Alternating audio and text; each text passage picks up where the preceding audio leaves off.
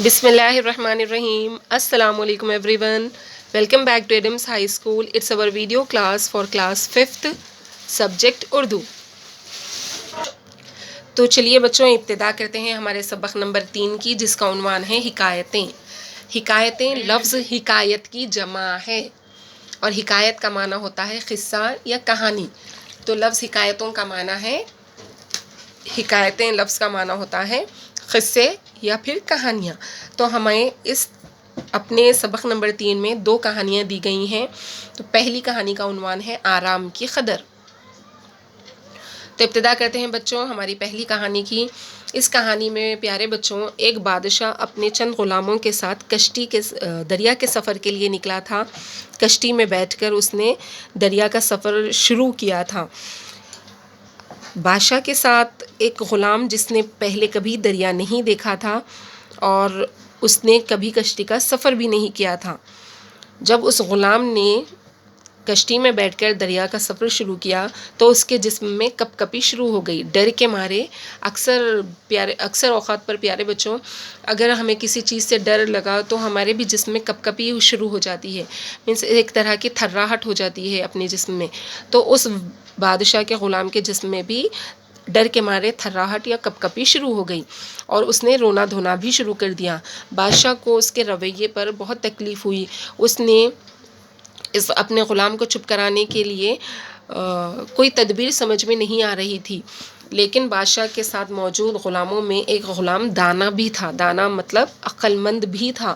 اس نے بادشاہ سے کہا کہ اگر آپ کا حکم ہو تو میں اس غلام کو جو کہ رو رہا ہے ڈر اور خوف کی وجہ سے اسے چپ کرا دوں. تب بادشاہ نے کہا کہ اگر تم ایسا کر سکتے ہو تو تمہاری بڑی مہربانی ہوگی. اس دانا کے اشارے پر ملازموں نے غلام کو دریا میں پھینک دیا. تو دیکھو پیارے بچوں اس عقل مند آدمی نے اس ڈرپوک غلام کو چپ کرانے کے لیے کیا تدبیر اپنائی، کون سا طریقہ اختیار کیا کہ اسے پانی میں پھینک دیا. جب اس غلام نے پانی میں غوطے کھائے تو اسے بالوں سے پکڑ کر کشتی کی طرف لے آئے اور اس کو کشتی میں بٹھا دیا.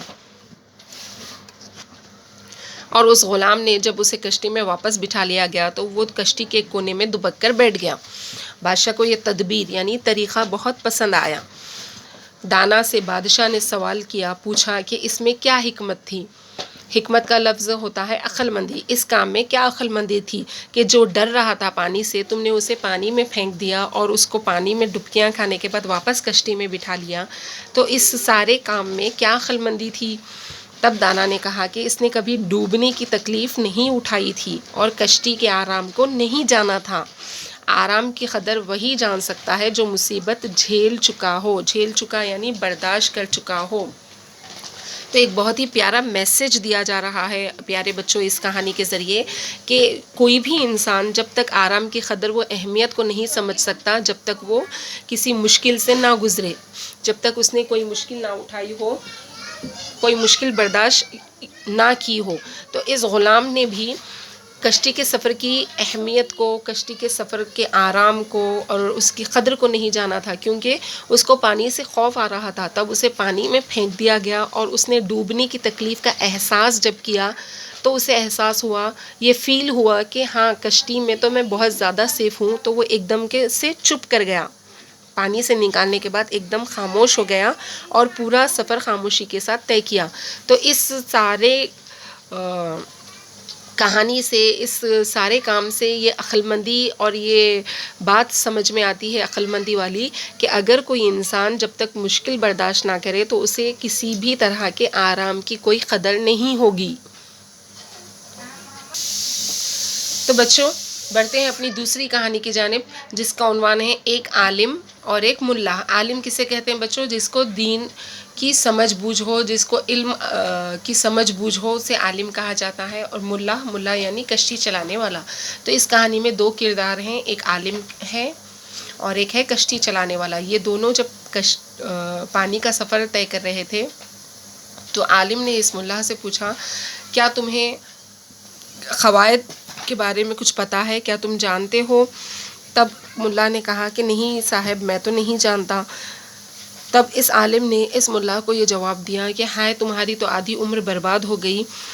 تو یہ سن کر اس ملا کو یعنی کشتی چلانے والے شخص کو بہت دکھ بھی ہوا اور غصہ بھی آیا، لیکن وہ اس وقت خاموش رہا۔ تھوڑی دیر بعد تیز ہوا کے جھکڑ یعنی جھونکوں سے کشتی بھنور میں پھنس گئی۔ وہ دونوں اشخاص جو پانی کا سفر طے کر رہے تھے اس کشتی میں بیٹھ کر، تب اچانک سے ان کی کشتی پانی میں بھنور میں پھنس گئی۔ اس وقت ملا نے عالم سے پوچھا، تو کیوں صاحب آپ کو تیرنا آتا ہے؟ کیونکہ جب کشتی بھنور میں پھنس گئی تو ان کا نکلنا بھنور سے مشکل ہو گیا تھا۔ تب ملا نے عالم سے پوچھا، کیا تمہیں پانی میں تیرنا آتا ہے؟ تب اس عالم نے جواب دیا، نہیں، مجھے تیرنا نہیں آتا۔